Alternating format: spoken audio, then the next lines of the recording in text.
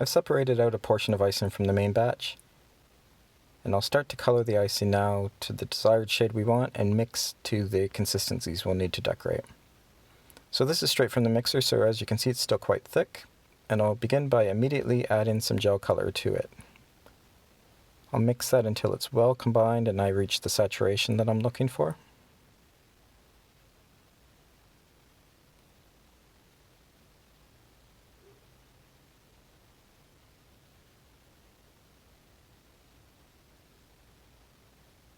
Once I'm happy with the color, I'll begin to thin it down to our detail consistency. So I use a water bottle, but you can also use just a quarter teaspoon and add water incrementally, stirring and testing the consistency quite regularly to make sure that you haven't over-thinned it.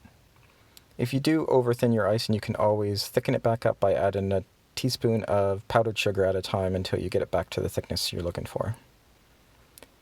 So I'm continuously testing, adding a little bit more water and testing again until I reach the detail consistency I'm looking for. And I know I've gotten there when I can lift my spatula out of the bowl like this and see soft peaks have formed. The peaks aren't hard any longer, stiff.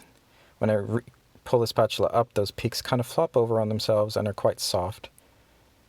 So I haven't quite got there yet. I'm going to continue testing, adding a little bit more water.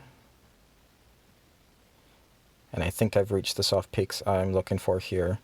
I pull up and it immediately flops over on itself and the peaks are quite soft.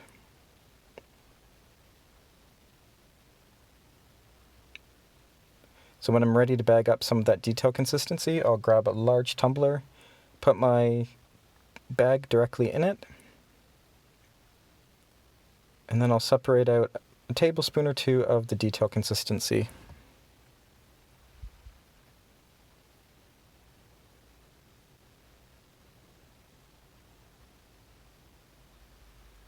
It's ready to tie off the bag, so I'll just pull it out of the glass and tie it off as I would a balloon. So first I'll push all of that icing down into the tip.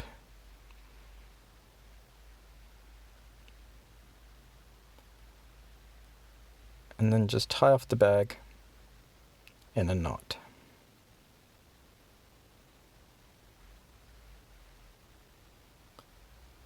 If you have a long tail of the bag left over, I typically prefer to cut that off so it doesn't get in the way when I'm decorating. So at this stage I'll usually just flatten that out and cut it off.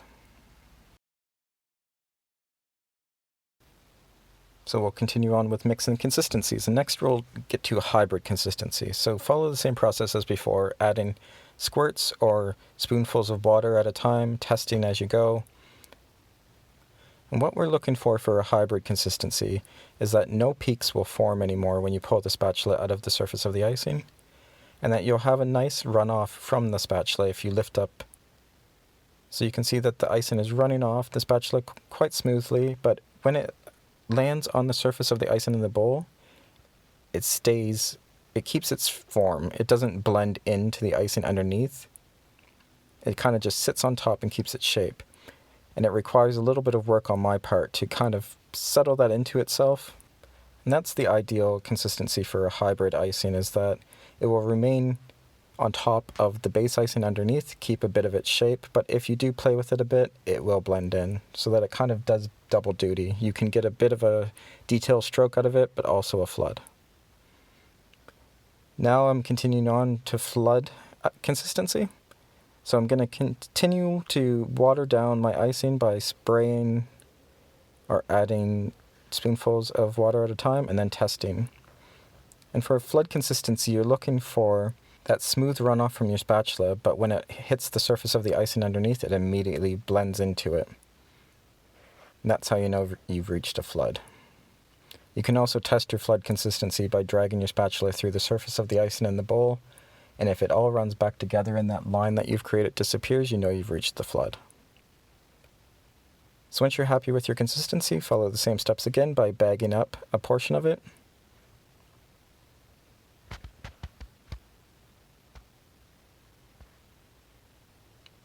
And then tying off the bag again.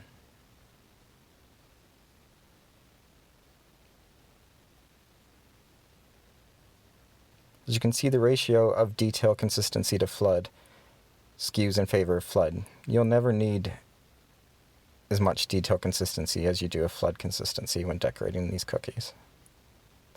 If necessary, you can use a boo-boo stick or a dowel to help push that tail through the hole. And then make sure that you don't tie the bag so tight that you can't massage the bag afterwards. You want to be able to still massage it and make sure that the icing is smooth in the bag.